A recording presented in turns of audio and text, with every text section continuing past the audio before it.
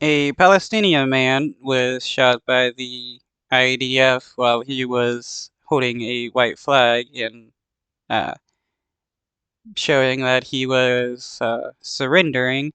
It, the Israeli government lied about it, and then eventually they come clean and admit that it was them.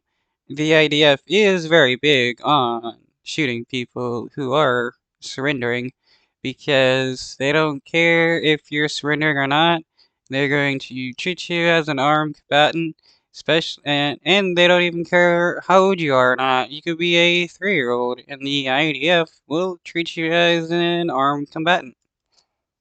When News at 10 first broadcast pictures of a Palestinian man in a group carrying a white flag in Gaza who was shot dead, the Israeli military told us it was not aware of the incident. It then said we had edited the pictures. Those pictures last week prompted accusations of an Israeli war crime from around the world. Now, Yeah, why would you edit the pictures if you weren't trying to cover something up? Israeli general has come close to owning up, saying his troops were in the area and there are mistakes. This is war, he said.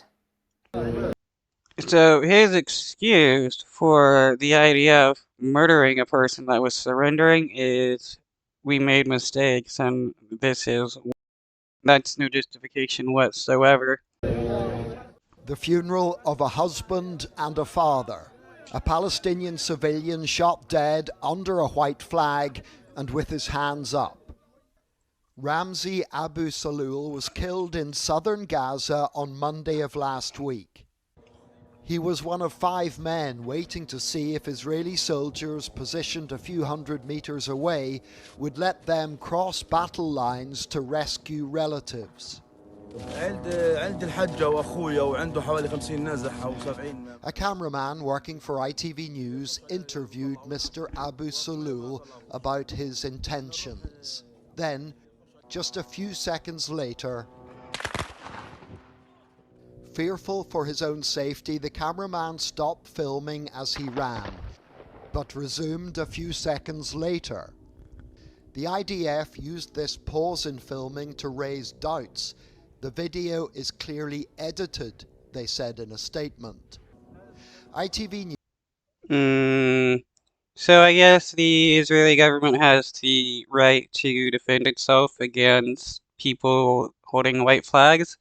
This is insane how the IDF is so willing to kill unarmed people just standing there, surrendering and holding white flags and, being non-threatening. News has now obtained another video of the shooting, and this recording is continuous. There are no breaks or edits. Here, the 2 videos are synchronized, and it's clear there was no interference or trickery during the 5-second pause in the original recording aired by ITV News. Just after the shooting, our cameraman in the pale blue protective gear shouted, "The tank fired! The tank fired!" Here you can make out the tanks to which he referred. The gunfire came from more than one weapon. In this footage, a bullet strikes the wall just above the men's heads. We showed our material to a So how can the Israeli government claim self-defense when you have the IDF killing innocent people, not doing anything wrong, not supporting Hamas, just holding a white flag trying to rescue people they care about? a ballistics expert who concluded after acoustics analysis that the gunfire, which continued, came from the direction of the tanks. Our cameraman is in no doubt. While I was trying to film, I noticed many military vehicles. I kept glancing back and forth between the vehicles and the group of men. I noticed a laser beam coming from the direction of the tank. Then I heard sniper fire.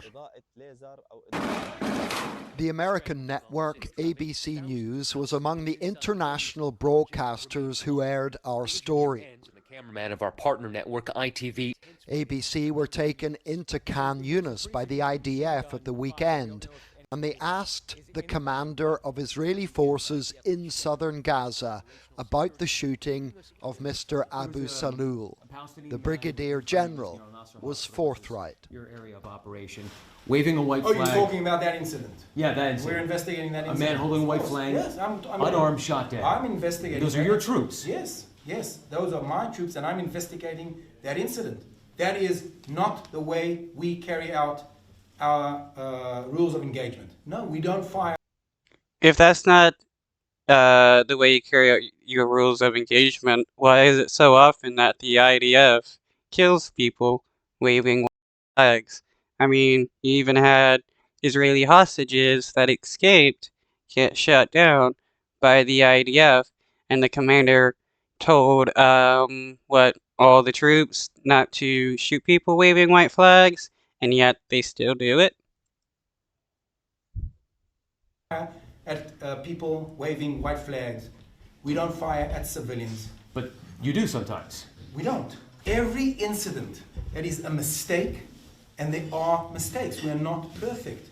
We are in a... So every time the IDF kills innocent civilians waving white flags, or just civilians in general, you're just going to claim it's a mistake and boom, that like justifies everything? That's not really how it works.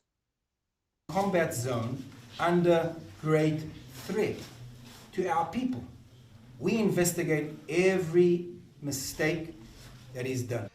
As for More than likely, what's going to happen is the IDF members are going to be told, yeah, they were justified, and their killings of people holding white flags.